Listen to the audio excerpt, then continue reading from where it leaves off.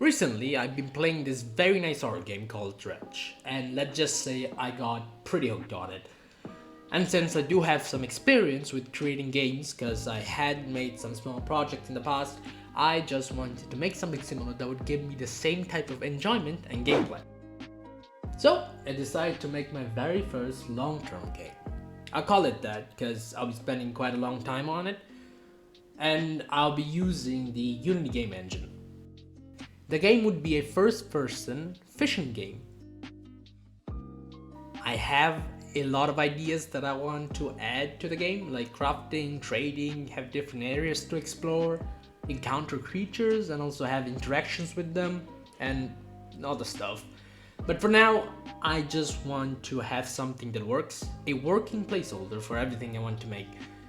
So these are the things I want to complete in this video, like a working player controller, buoyancy system, the waves, and a boat controller for the waves.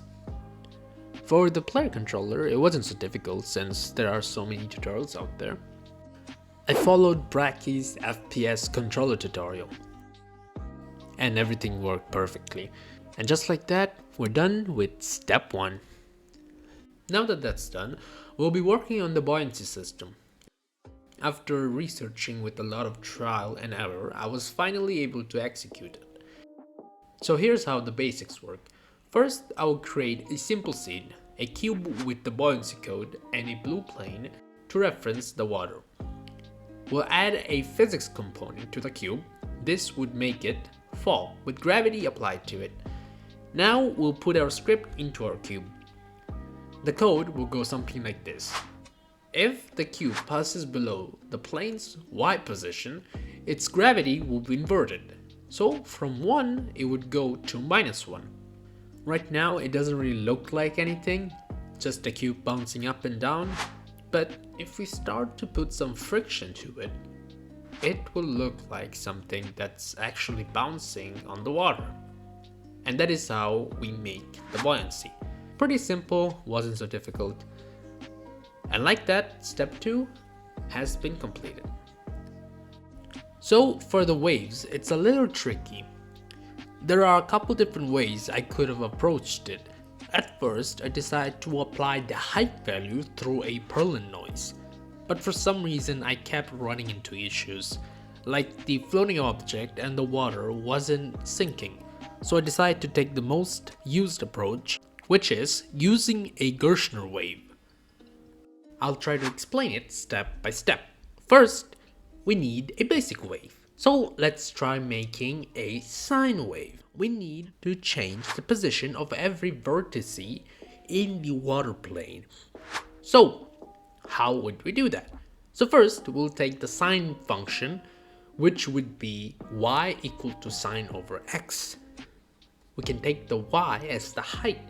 So the only variable we need is x, which we will take from the x position of the vertex.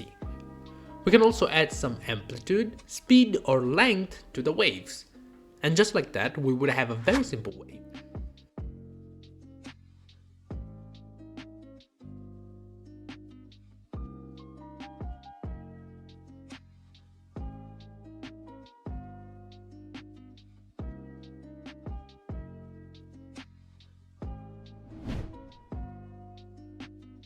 A Gershner wave, however, is basically this, but with a lot of sine waves placed next to one another. So it looks more realistic and it is more customizable. Now I just need to connect it with the buoyancy code and everything looks to be working just fine. So for now, we're done with all 3 steps. The last thing we need is a boat to roam around. Firstly, I modeled a very simple boat using Blender. By the way, this won't be used for the actual game, it's just a placeholder.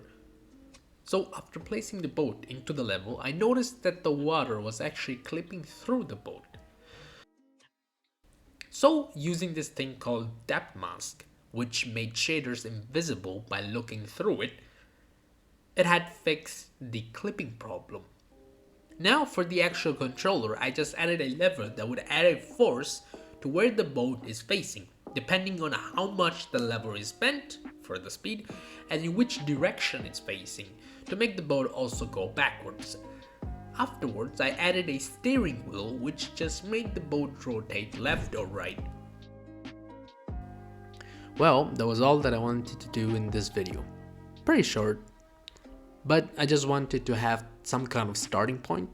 Later on, I'll try to focus more on the crucial stuff, like for example, the fishing for instance, since it is a fishing game.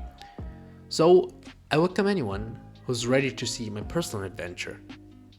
I'll see you in the next one. Bye bye.